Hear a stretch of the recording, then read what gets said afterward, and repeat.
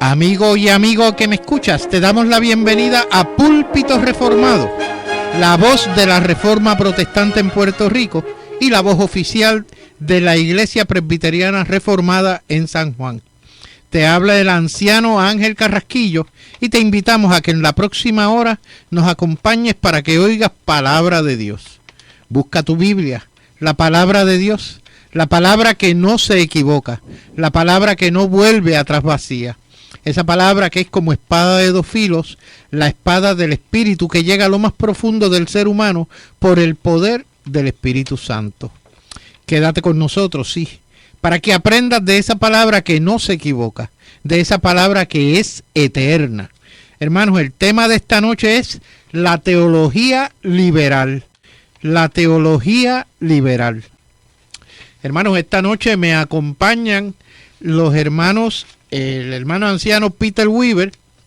Como no, mis amados hermanos, ¿verdad? En esta noche Dios me les bendiga abundantemente a todos. Amén. Y el hermano anciano Efraín Girau, también de nuestra congregación. Buenas noches y gracias por todos los que nos están escuchando esta noche y apoyándonos en el programa. Amén. El tema de hoy, teología liberal. Teología liberal. Así que te invitamos a que tomes tu Biblia, la palabra de Dios, y busca los siguientes pasajes. Hoy vamos a tener dos pasajes. En Primera de Timoteo 3:16, Primera de Timoteo 3:16, y la segunda, Hechos 20, los versículos del 26 al 30. Hechos 20, versículos del 26 al 30. Primera de Timoteo 3:16 y Hechos 20, 26 al 30. Nuestro hermano Efraín Girau hace lectura de ambos pasajes. Bien, en Primera de Timoteo 3:16 dice lo siguiente. Y escuche bien, como dice mi pastor. E indiscutiblemente grande es el misterio de la piedad.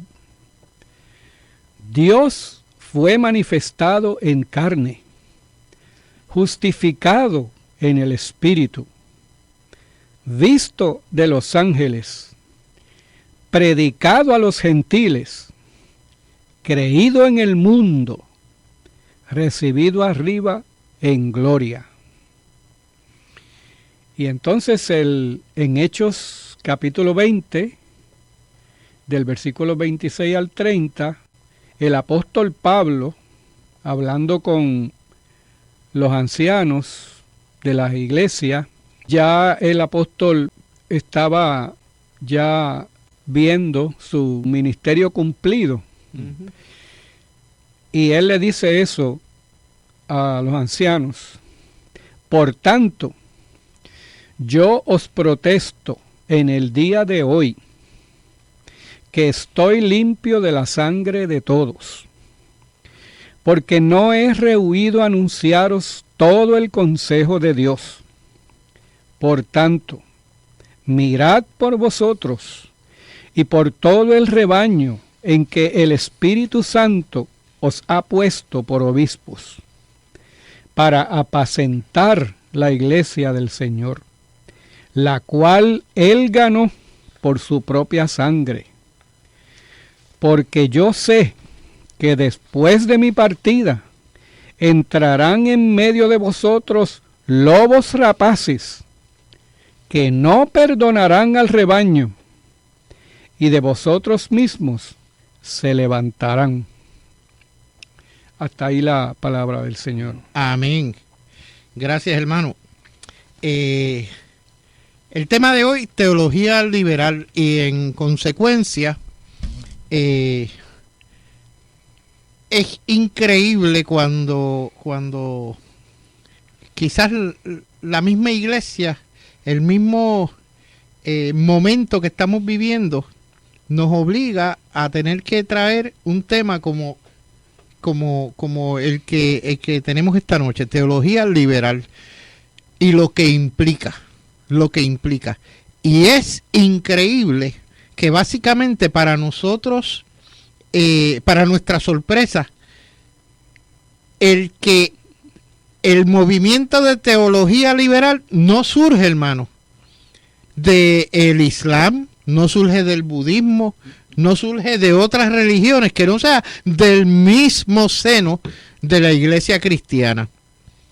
O sea, el movimiento liberal surge como un lobo rapaz que estabas leyendo ahí ahora, sí, de la misma iglesia, dentro de la iglesia cristiana. Y entonces nos choca por muchas razones que vamos a estar viendo. Y espero que esta noche el programa les resulte una herramienta a ustedes, los escuchan, los que nos están escuchando, hermanos, porque esto es importante. Cuando usted permite que el germen del liberalismo penetre las paredes de su iglesia, usted se va a sorprender de las cosas que hacen fuera de la palabra. Y ese es precisamente el motivo de nuestro programa. Yo le voy a pedir al hermano Efraín que nos lea una introducción, un escrito que vamos a usar como introducción al final. Efraín, das el nombre del autor, por favor. Sí. El liberalismo moderno en la iglesia, como sea que se le juzgue, ya no es en ningún caso un tema simplemente académico. Ya no es tema simplemente de seminarios teológicos y universidades. Al contrario, sus ataques en contra de los fundamentos de la fe cristiana se están llevando a cabo en las escuelas dominicales, en el púlpito y en la prensa religiosa. Si tales ataques son injustificados, la solución no se encuentra, como muchos devotos han sugerido, en la abolición de los seminarios bíblicos o en el abandono de la teología con fundamentos científicos, sino más bien en la búsqueda seria de la verdad y una devoción leal a ella una vez que se encuentre. El autor de esta cita se llama John Gresham Machen. Y esto está escrito en su libro Cristianismo y Liberalismo. Amén. Y uno lee esas cosas y entonces uno se da cuenta y empieza a percibir los problemas graves. Eso fue escrito hace un siglo, hace casi un siglo atrás, y ya estaba haciendo daño. Yo tengo aquí un escrito delante de mí que la teología liberal vació un sinnúmero de iglesias en Europa y tristemente y lamentablemente está ocurriendo ahora en Estados Unidos. Yo me voy a permitir, antes de pasarle la batuta al hermano Peter, oiga, esto parecerá una tontería, algo tan simple, pero yo estaba hablando con un hermano de otra denominación, pero él me estaba preguntando por qué pues la mujer no tiene bíblicamente cabida en el ministerio, y de eso tuvimos un programa hace unos meses atrás, creo que fue en noviembre o diciembre por allá del año pasado. Sí, correcto. Donde se citó la Biblia y el por qué, y las razones para eso fueron razones creacionistas o de creación. Y específicamente en aquel momento yo le expliqué estas razones bíblicamente a la persona que me estaba preguntando. Y surge un tercero que dice, pero yo sé que eso lo dice la Biblia y yo estoy muy claro en eso, pero a mí el Espíritu Santo me dice que mi pastora es de Dios. Yo en ese momento pues me quedé, ¿cómo es? Mi ánimo no es... Patidifuso. Sí, mi ánimo no es contradecir las personas, pero yo les digo a ustedes, porque yo sé que muchas de las personas que me están escuchando ahora mismo, por encima de la Biblia, escuchan la voz, entre comillas, del Espíritu Santo. Hermanos, ¿quién dictó la Biblia? A los que la escribieron. ¿Quién la dictó? Cuando usted me hace un comentario de esa índole, me está diciendo que el Espíritu Santo se contradijo o se está contradiciendo, o que la Biblia entonces no es suficiente. Oiga, y ahí usted tiene un germen de introducción del liberalismo y usted mismo lo está apoyando y lo está avalando con su actitud. Usted mismo lo avala. Usted mismo avala ese problema, porque usted está permitiendo que un tercero, aparte de la Biblia, tome las riendas de su salud espiritual. Vamos a ponerlo en esos términos suaves. ¿Algún comentario, hermano? Sí, cómo no, hermano Ángel. Fíjense, mis amados hermanos y amigos, el liberalismo teológico es realmente algo que siempre ha tenido dos vertientes. Tiene dos vertientes. A saber, está la vertiente de izquierda, que yo le llamo, que es el liberalismo que surge en Europa con Schleiermacher, el teólogo alemán, y entonces más adelante con Rudolf Bultmann. Y un tercero pues pudiese ser Karl Barth. Y esta vertiente de izquierda realmente se caracteriza por negar la infalibilidad y la inerrancia de la Sagrada Escritura. O sea, por ejemplo, Bultmann era uno que decía, o sea, que la Biblia pues estaba llena de mitos y que abundaba la mitología en el mensaje y en el registro bíblico. Y él entonces Bultmann abogaba para que entonces fuesen removidas todas esas porciones que él, de un modo arbitrario, o sea, que él pues entonces clasificaba como algo que estaba de más en la Biblia. O sea que esta vertiente de izquierda siempre entonces se caracteriza por restarle a la Biblia.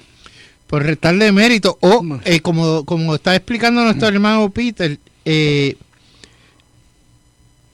Bultmann específicamente, él eliminó los milagros del Nuevo Testamento a modo de ejemplo. ¿Por qué? Porque no cuadran con la razón humana. O sea, la razón humana pide, según ellos, el entendimiento pleno de cosas como una resurrección, por ejemplo. Eso es para ellos inconcebible. Por lo tanto, no debe ser real, no debe ser bueno, no debe ser verdad. Al negar ese dato, un ejemplo, o sea, le estoy diciendo los milagros bíblicos del Nuevo Testamento, al negarlo, automáticamente están permitiendo que la razón entonces venga a analizar, oiga, algo que no debe ser. Yo estaba buscando a ese respecto 1 Corintios 1:16 y yo creo que más claro no canto un gallo. En 1 Corintios 1:16 dice, la palabra de la cruz es locura a los que se pierden, pero a los que se salvan, esto es, a nosotros es poder de Dios. Es poder de Dios.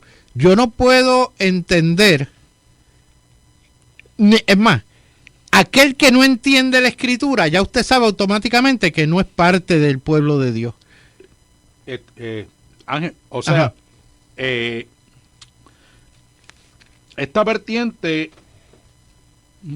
esta vertiente que hemos visto hasta ahora es, o sea, se caracteriza por restarle a la palabra de Dios. Pero hay otra vertiente y sumamente peligrosa también, que yo le he llamado la vertiente de derecha. Y esta vertiente se caracteriza mayormente por añadirle a la verdad de Dios. O sea, por un lado tenemos una que le resta, pero por otro lado tenemos otra que le añade. Exacto, que le añade a la verdad de Dios. Y esta otra vertiente, pues, está representada por el carismatismo. El carismatismo, entonces, le añade a la verdad de Dios otras fuentes de revelación aparte de la palabra de Dios. Y entonces, pues, tomemos en esta noche el ejemplo que el hermano Ángel entonces pues nos trajo. El hermano Ángel allí expuso lo que dice la Biblia sobre el ministerio pastoral de la mujer. El hermano Ángel nos contó que él sencillamente se limitó pues a decir lo que dice la Biblia. Sin embargo, una persona que había allí dijo, bueno, pues la Biblia dirá eso, yo no lo niego, pero, y ahí entra la problemática que desvirtúa entonces la verdad de Dios y que hace que el carismatismo sea otra modalidad de, o sea, pues de teología liberal.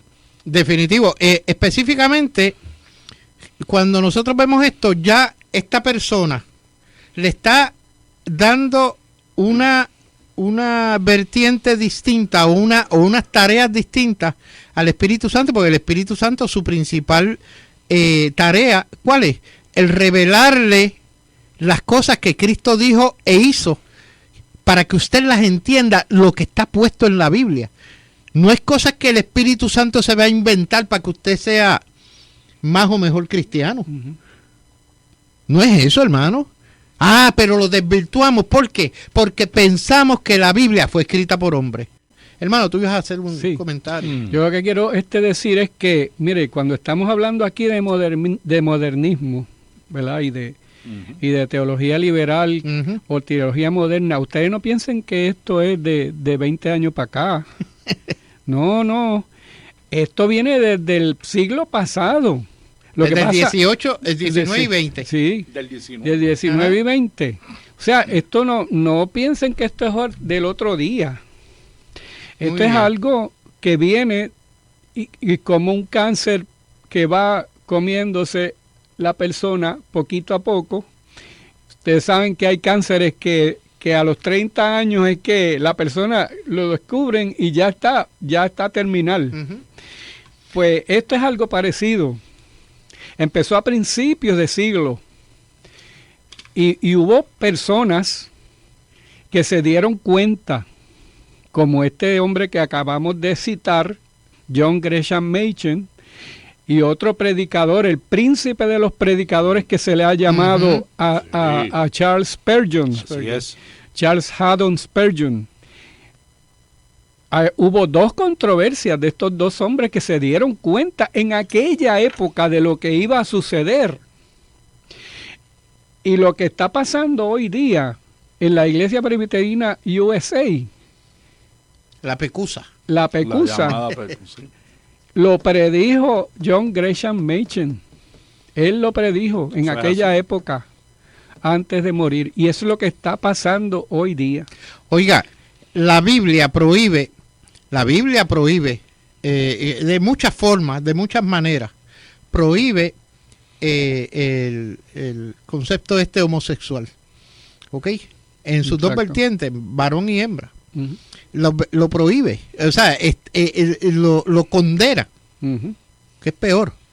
Entonces, cuando usted escucha a liberales que dicen, pero es que ahora lo que impera es el Nuevo Testamento, El amor de Dios. el amor de Dios es lo que se habla, porque estamos bajo la gracia.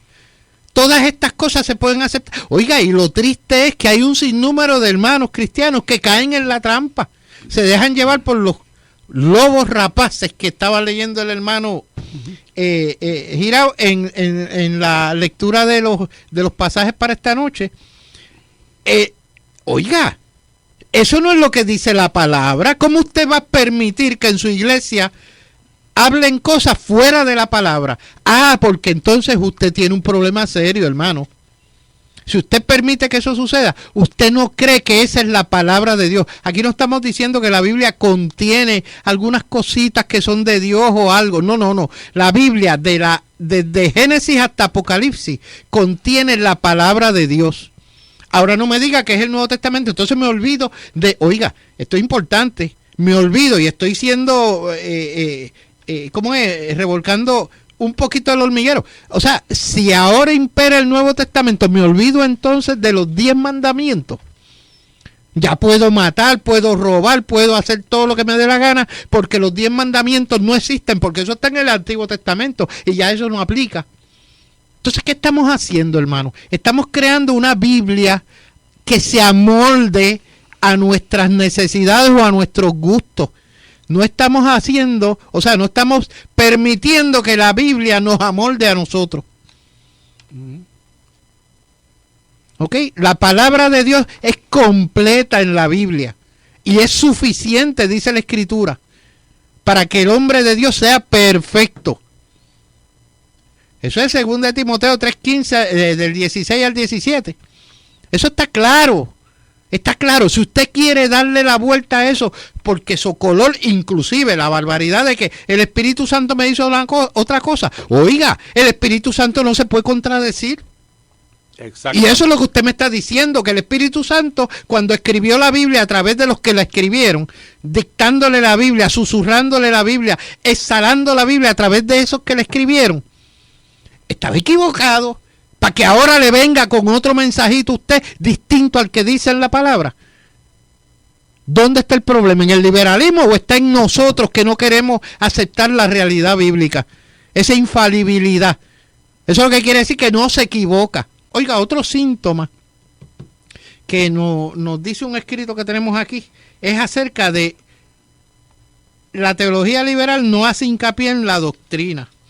Cuando usted ve que en su iglesia empiezan a rechazar los credos, las confesiones de fe, catecismo, porque esos documentos lo que hacen es dar por sentado la importancia de la doctrina. Oiga, esos documentos, aprenda esto, esos documentos se supone, a menos que sea un nuevo documento, pero las confesiones de fe que nosotros conocemos, datan del siglo, de siglos, datan de siglos, que no son nada nuevas, y lo que dicen es la verdad bíblica. Oiga, vamos a ponerlo en esta forma, traducidas en arroz y habichuela, para que la entendamos,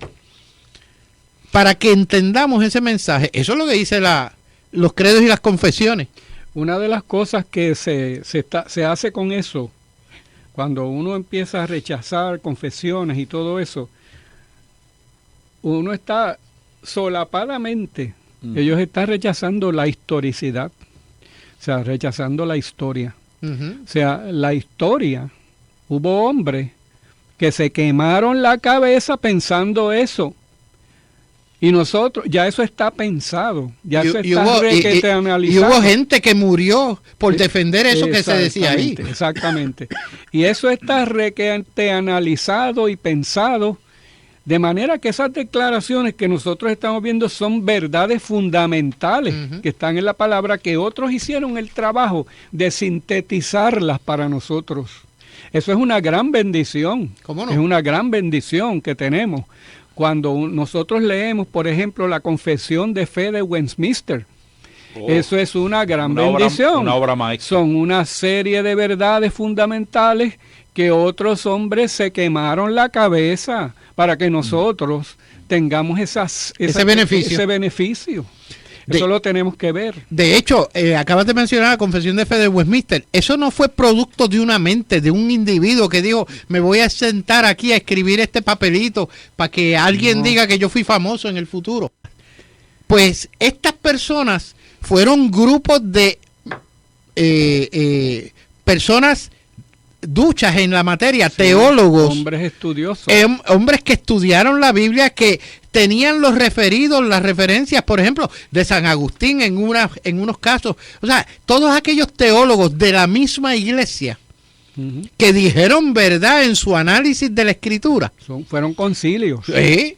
O sea, se reunían para trabajar estos documentos que hoy en día son parte del conocimiento de años de la iglesia. Pues una cosa es menospreciar la historia y también tiene la otra vertiente, como decía Peter, que es menospreciar el estudio. Exactamente. Sí, para eso, fíjense que yo he conocido personas, o sea que me han dicho con su boquita de comer, así mismo como lo voy a decir ahora, no hermano, pero lo que sucede es que, o sea, que la letra mata, pero el espíritu vivifica. Palabras con un soberano disparate sacado fuera de contexto, porque realmente todas estas personas manosean la palabra de Dios. Eso se llama, hermano, manosear la palabra del Señor. Hermano, ¿a qué usted se piensa que se refiere cuando dice el Señor escudriñar las Escrituras? La palabra dice escudriñar las Escrituras. ¿A qué usted cree que se refiere eso? ¿Ah? A sentarse y leerla como lee los cómics, las tirillas cómicas del periódico. Que te quemen las pestañas. Exactamente. Tienes que entender lo que dice ahí. Entonces, yo me pregunto, ¿quién nos dijo que el espíritu mata o sea, que la letra mata y el espíritu vivifica? ¿Quién nos dijo eso? A lo mejor una persona que no había ni siquiera sentado a leer, a estudiar. Oiga, porque eso da trabajo. Los que comenzaron desde el año entonces, pues de 1902, en Topeka, Kansas, allá, ¿verdad? En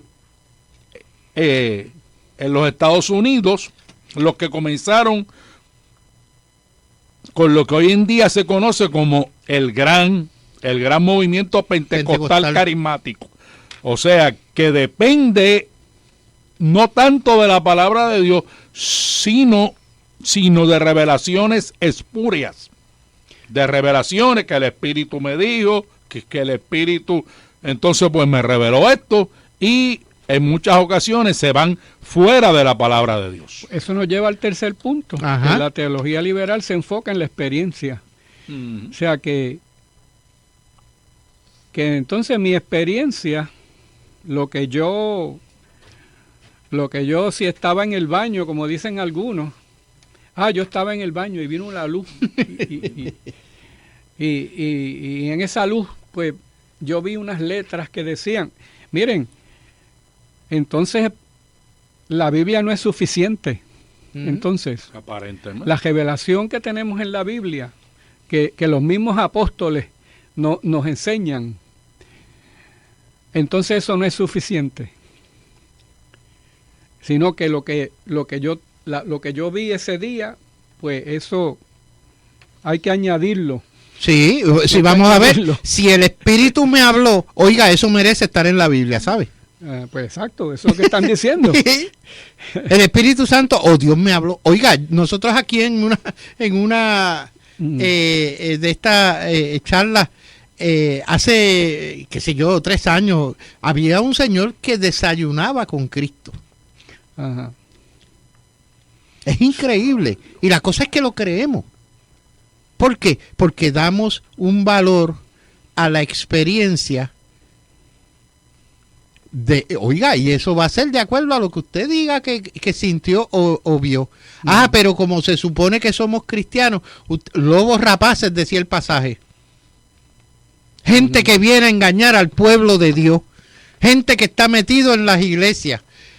Hermano, tenemos la lectura, y es que nos envolvemos en esto. La noticia. Te voy a pedir, Efraín, que nos leas la noticia. Universidad de Oviedo honra Biblia y Reforma. Ese es el Amén. titular. Se inaugura una muestra con ediciones de la Biblia de gran interés histórico. Estábamos hablando de la historia, fíjense, de gran interés histórico. 4 conferencias repasarán la historia de la Reforma y su influencia a través del tiempo y su presencia en España. Asturias también se suma a las celebraciones mundiales en torno al 500 aniversario de la Reforma Protestante.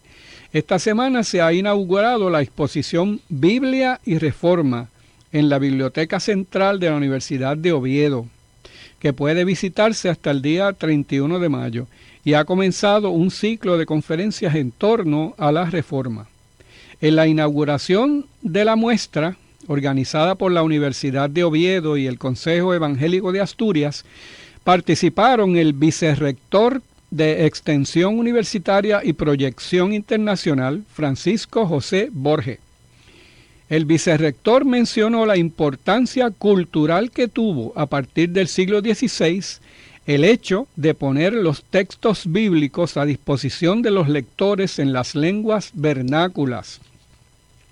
Asimismo, destacó que la universidad está presente en esta celebración y acercando a la sociedad los ejemplares valiosos que custodia y permitiendo que puedan contemplarse de cerca.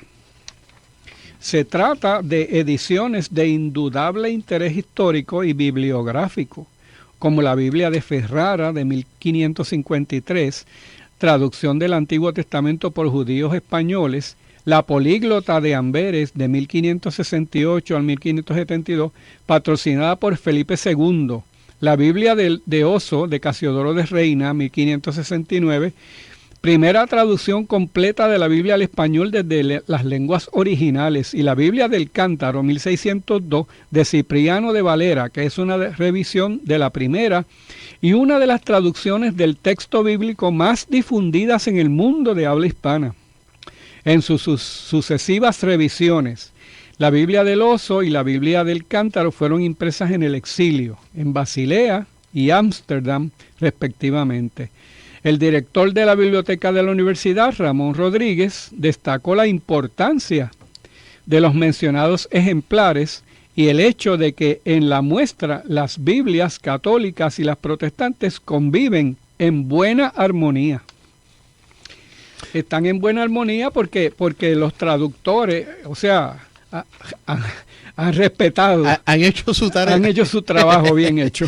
Hermano, la noticia nos habla de la Universidad de Oviedo, honra la Biblia y Reforma.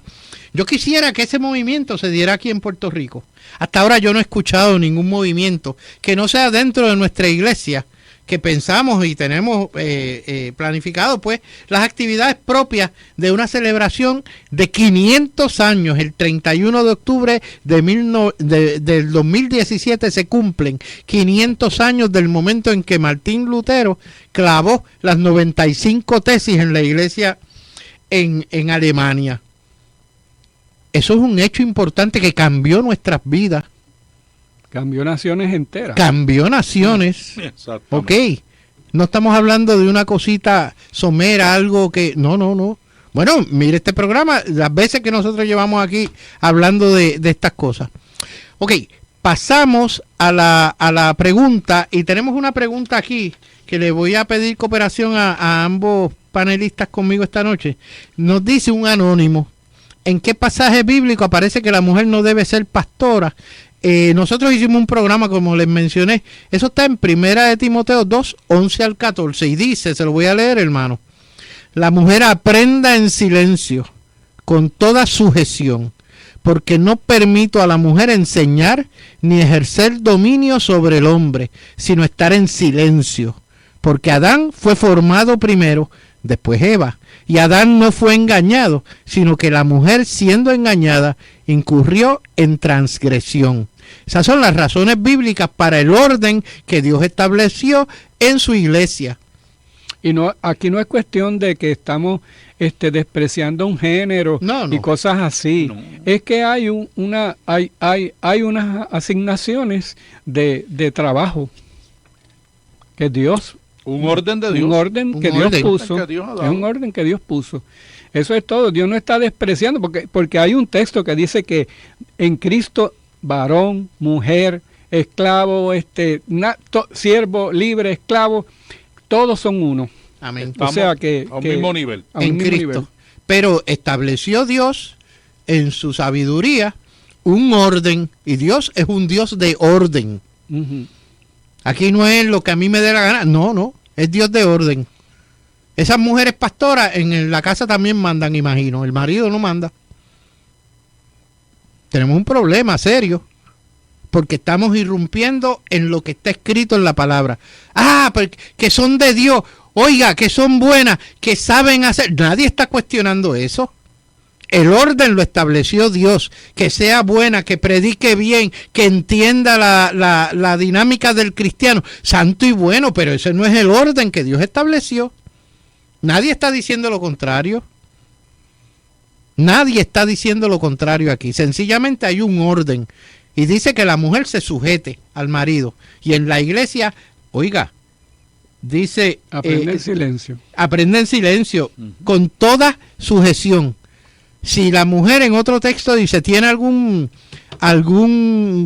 pregunta, alguna duda, ¿a quién le va a preguntar? Al marido. Pero el problema que tenemos es que el marido no está preparado para contestar. Porque ellos somos vagos. Lo he dicho 20 veces, somos vagos. Pero nada, continuamos. Es cuestión de oficio. Piensa eso. Es cuestión de oficio en la iglesia. Muy bien. Excelente. La teología liberal no predica el evangelio apostólico. Tú ibas a comentar algo, Peter, a ese respecto, sí, ¿verdad? Cómo no. Algo breve porque el tiempo nos aprieta. El tiempo apremia. Y es que el mensaje apostólico, el mensaje de la iglesia primitiva, siempre se caracterizó por el elemento arrepentimiento, metanoia en griego. Uh-huh. O sea, siempre los apóstoles, siempre los predicadores de esa iglesia primitiva, siempre pues le daban especial énfasis a el arrepentimiento, llamaban los hombres al arrepentimiento. Ese fue el primer mensaje que Jesucristo predicó: arrepentíos y convertíos, porque el reino de los cielos se acerca. Hay que arrepentirse, tiene que haber un cambio en las personas, tiene que haber un cambio en estilo de vida, hay que abandonar el pecado. Sin embargo, vemos que los exponentes de la teología liberal, ¿verdad?, sencillamente le dicen a los hombres que Dios es un Dios de amor. No te preocupes, que el Señor te ama, que Él te acepta como tú eres. Pero es que, hermano, si verdaderamente la persona se ha convertido a Jesucristo, tiene que darse el proceso de la regeneración. Se la paso a mi hermano Efraín. Sí, tiene que, y es que no se quiere ofender, Y entonces, una vez que no se quiere ofender, tú estás poniendo la importancia donde no es. No estás quitando la importancia a Cristo y dándosela al hombre. Claro. Y el hombre es el que decide entonces si yo me arrepiento o no. Aquí me envían un comentario, una pregunta que la voy a traer porque la voy a tratar de atar al tema. Un anónimo del área sur me pregunta: el vestuario estrambótico de un miembro de mi iglesia me preocupa. Opine, por favor. Oiga, mi opinión se va a suscribir a lo siguiente. Usted no me explica qué tipo de vestuario, si es que poca ropa, mucha ropa, no sé, pero no viene al caso. Aquí estas cosas, usted tiene que tener un sistema de gobierno dentro de su iglesia que responde al concepto de disciplina. Exacto. Si es poca ropa, oiga, hay unas cosas que se salen de la lógica, y para Cristo es primero, y usted tiene un respeto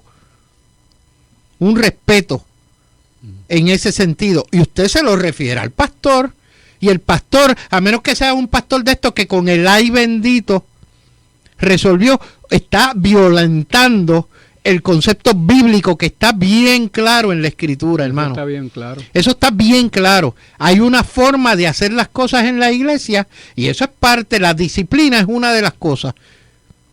La disciplina, si no se lleva a cabo bíblicamente, usted puede tener ahí un elemento de liberalismo. ¿Qué queremos tener dentro de la casa de Dios? Si usted permite estas cosas, oiga, va a llegar un día en que van a venir ya con la vestimenta del día de playa para tan pronto termina el servicio, arrancarle e irse por ahí para abajo. Nos queda apenas 2 minutos para... quería comentar una sola cosa. La teología liberal promueve el movimiento ecuménico. Oiga, a mí me han dicho que si nosotros participamos es un sincretismo, en el movimiento ecuménico, yo no voy a estar orando al Dios verdadero con otra persona que no respeta ni sabe siquiera o no obedece al Dios que yo le oro. ¿Cuál es el ecumenismo? Sí, ese problema lo tenemos ahora con los islámicos. Sí. No, ahora hasta el Papa creo que está... Dios mío, yo no sé. O sea, ¿cuál es la idea si ellos no creen en Cristo? Uh-huh. Y Cristo es el medio, es el único camino. Y creen en violencia. Ajá. En grado sumo. Cuando el cristianismo es todo lo contrario. Exacto. Entonces, ¿dónde estamos? O sea, estas son las cositas que le venden a usted como que es de amor, es de Dios. Oiga, y se alejan de eso que nosotros llamamos las Santas Escrituras, las Sagradas Escrituras. Cuando usted se está alejando de las Sagradas Escrituras, el problema es serio. Escuche, el problema es serio, hermano. Yo creo que el programa esta noche se nos ha quedado corto, hermano, pero tenemos que ir cerrando. Queremos que nos escribas a Púlpito Reformado, P.O. Box 363864, San Juan, Puerto Rico 00936. Amigos y amigas, me escuchas nuevamente el próximo sábado a la misma hora. Escucha Púlpito Reformado. Que Dios esté contigo y tu familia en todo momento y te provea de todo aquello que Él ha decidido para tu vida. En el nombre de Jesús, amén y amén.